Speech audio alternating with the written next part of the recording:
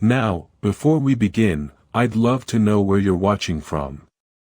Drop a comment below and tell me where in the world you're tuning in. It's amazing to think how stories can bridge distances and connect us all. And if you're ready to embark on this emotional and thought-provoking journey with me, make sure you hit that subscribe button and ring the notification bell.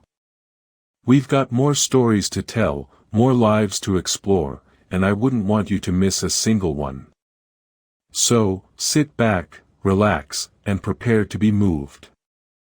Let's step into the world of Arthur Vance, and discover what happens when a man trades his gilded cage for the raw reality of the streets.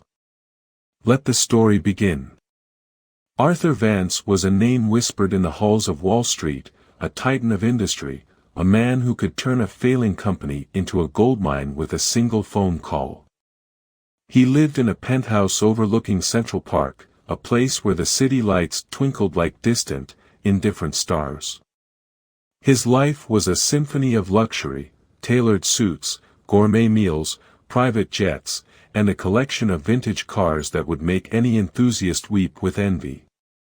Yet, beneath the polished veneer, Arthur felt a gnawing emptiness.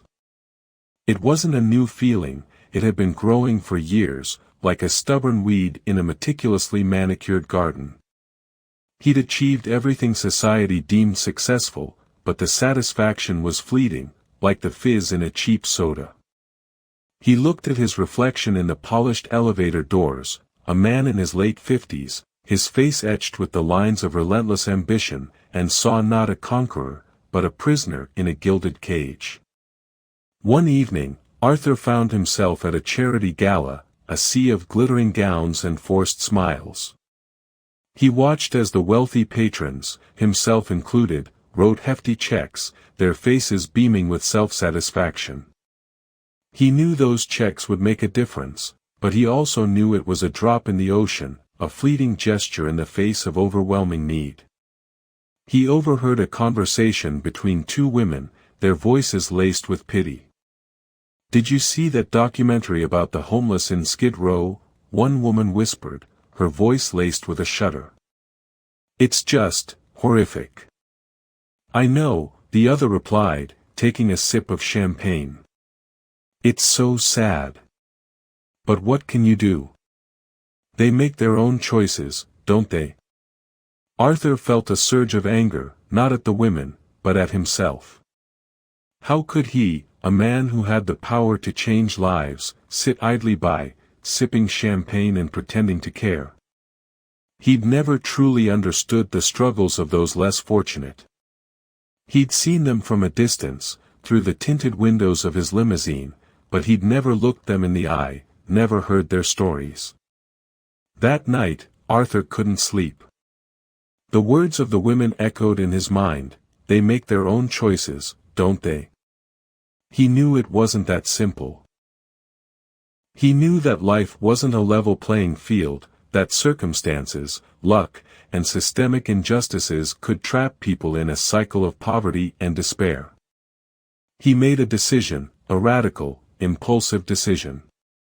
He would spend a week living among the homeless, not as a tourist, but as one of them. He would shed his identity, his wealth, and his privilege, and immerse himself in their world. He wanted to understand, not just intellectually, but viscerally, what it meant to be homeless. The next morning, Arthur called his lawyer, a man named Samuel, who had been with him for decades. "Samuel," he said, his voice firm, "I need you to handle something for me. I'm going to be unavailable for a week." Samuel, a man who had seen Arthur make countless unconventional decisions, simply nodded. "Very well, Arthur. Where will you be?" "I can't tell you," Arthur replied. "Just make sure no one looks for me. And if anyone asks, tell them I'm on a business trip." He packed a small backpack with a few changes of clothes, some toiletries, and a notepad. He left his penthouse, his keys, his wallet, everything that defined him, and stepped onto the streets of New York, a ghost among the living. He found himself in a part of the city he had only seen from a distance, a world of grimy sidewalks, overflowing trash cans, and the constant hum of desperation. He found a soup kitchen, a place where the air was thick with the smell of stale bread and boiled vegetables. He joined the line, his stomach churning with a mix of fear and anticipation.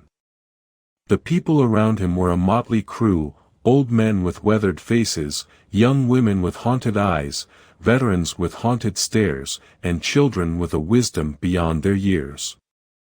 They were all united by their shared misfortune, by their struggle to survive. Arthur introduced himself as Art, a name he hadn't used since his youth. He told them he had lost his job, his apartment, everything. He didn't lie, not entirely. He had lost his old life, the life of Arthur Vance, the millionaire. He spent his days wandering the streets, searching for food, shelter, and a sense of belonging. He learned the rhythms of the city, the hidden corners where the homeless sought refuge, the unspoken rules of survival. He learned to panhandle, to ask for spare change, to endure the pitying glances and the averted eyes. He met a man named Joe, a former construction worker who had lost his leg in an accident and his family to addiction. Joe taught him how to find a warm spot to sleep on a cold night, how to find a free meal, how to navigate the maze of bureaucracy that kept the homeless trapped in their situation. He met a young woman named Sarah, a single mother struggling to care for her son. She had lost her job as a waitress when the restaurant closed down, and she had been living in her car until it was repossessed.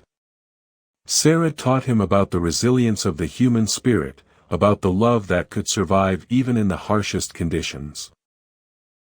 He met a veteran named Michael, a man who had served his country with honor, only to be abandoned by it. Michael taught him about the invisible wounds of war, about the trauma that could shatter a soul. Arthur listened to their stories, their voices raw with pain, their eyes filled with a mixture of despair and hope. He realized that they weren't just statistics, they were people, with dreams, fears, and a longing for a better life. He saw the kindness that existed in the margins of society, the shared meals, the offered blankets, the words of encouragement. He saw the way the homeless looked out for each other, the way they shared their meager resources, the way they found strength in their shared vulnerability. He also saw the cruelty, the indifference, the way the world turned a blind eye to their suffering. He saw the way the police treated them like criminals, the way the businesses treated them like pests, the way the wealthy treated them like ghosts. One night, Arthur found himself huddled under a bridge, shivering in the cold. He looked up at the sky, at the twinkling stars, and he felt a profound sense of shame. He had lived his life in a bubble, oblivious to the suffering of others. He had focused on accumulating wealth, while ignoring the true riches of human connection. He knew that his week among the homeless was coming to an end. He knew that he would soon return to his penthouse, to his life of luxury. But he also knew that he could never go back to being the man he was before.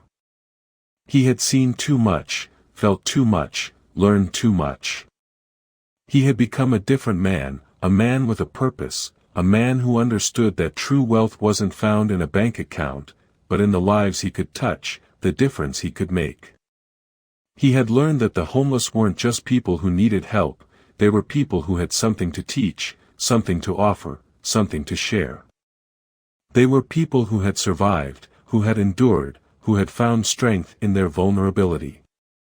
As the first rays of dawn painted the sky, Arthur made a vow.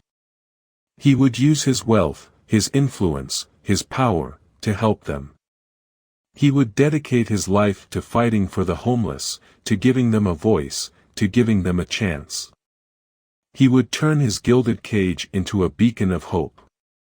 The week had ended, marked not by a calendar but by a profound shift within Arthur's soul. He walked back to his penthouse, a ghost returning to his former life. The doorman, a man who had known Arthur for years, blinked in surprise, then offered a hesitant, "Mr. Vance." Arthur, now thin and bearing the marks of his week on the streets, simply nodded. The penthouse felt alien, vast and sterile. The plush carpets, the gleaming furniture, the panoramic view, it all seemed like a stage set, a hollow imitation of a life. He showered, the hot water a luxury that now felt almost obscene. He put on a suit, the fabric feeling stiff and uncomfortable against his skin. He called Samuel, his lawyer, and asked him to come over immediately. Samuel arrived, his eyes widening as he took in Arthur's changed appearance. "Arthur, what happened? You look different." "I've been living among the homeless, Samuel," Arthur said, his voice flat. "I wanted to understand their lives, their struggles." Samuel stared at him, his mouth agape. You lived on the streets?" "Yes," Arthur replied. "And I saw things, Samuel, things that have changed me forever." He spent the next few hours recounting his experiences, the stories of Joe, Sarah, and Michael, the faces of countless others who had been cast aside by society. Samuel listened, his expression shifting from disbelief to concern, then to a dawning understanding. "Arthur," Samuel said finally, "I understand that you've had a profound experience. But what do you intend to do now?" "I intend to use my resources to help them," Arthur said, his voice firm. "I'm going to create a foundation, dedicated to providing housing, job training, and support for the homeless." Samuel nodded slowly. "That's ambitious, Arthur. But it's also admirable. How do you propose to start?" "First," Arthur said, "we're going to liquidate a significant portion of my assets. I want to build a network of shelters, not just temporary shelters, but places where people can rebuild their lives." He began to outline his vision, a plan that went beyond simply providing food and shelter. He wanted to create programs that addressed the root causes of homelessness, that offered mental health services, addiction treatment, and education. He wanted to empower the homeless, to give them the tools they needed to break the cycle of poverty. The weeks that followed were a whirlwind of activity.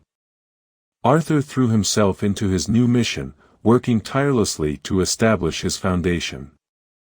He met with social workers, community leaders, and former homeless individuals, seeking their input and guidance.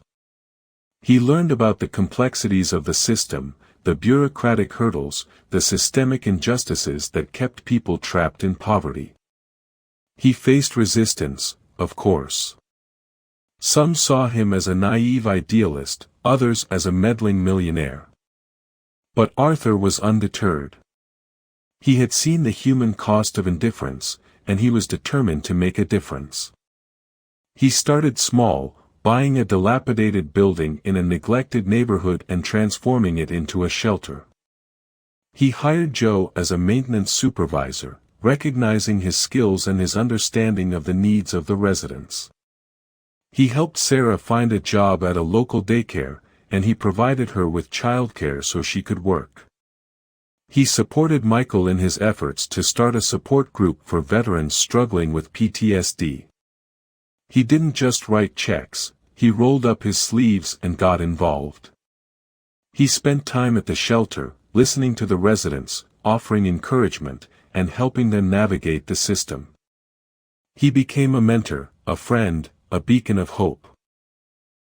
His actions drew attention, both positive and negative. The media portrayed him as a philanthropist, a savior, a man who had found redemption. But Arthur didn't care about the publicity. He was driven by a deep sense of purpose, a desire to atone for his past indifference. One evening, Arthur was at the shelter, helping to serve dinner. He saw a familiar face in the line, a young man named David, who had been living on the streets when Arthur was Art. David's eyes widened when he saw Arthur. Art? Is that really you? Arthur smiled. It's me, David. But you can call me Arthur now. David shook his head in disbelief. I can't believe it. You're the guy who's building all these shelters, right? I saw you on TV. That's right, Arthur said. And I couldn't have done it without the lessons I learned from you and everyone else on the streets. David's eyes filled with tears. You changed my life, Arthur. You gave me a chance. Arthur put his hand on David's shoulder. You changed my life too, David. You showed me what really matters. The foundation grew, expanding its reach, opening new shelters, and creating new programs. Arthur's wealth, once a symbol of his isolation, became a tool for change, a means of empowering others. He never forgot his week on the streets. He carried the faces of the homeless with him, their stories etched in his heart. He knew that his work was far from over, that the fight against homelessness was a long and arduous one. But he also knew that he was making a difference, one life at a time. He had found his purpose, not in the pursuit of wealth, but in the service of others. He had learned that true wealth wasn't measured in dollars and cents, but in the lives he touched, the hearts he healed, the hope he inspired. Arthur Vance, the millionaire who became poor for a week, had found a richness he never knew existed, a richness that could only be found in the shared humanity of those he had once overlooked. He had broken free from his gilded cage, and in doing so, he had set others free as well. He had learned that the greatest wealth is found in giving, and that the most profound transformation comes from seeing the world through the eyes of those who have nothing. And that, my friends, is a story worth telling.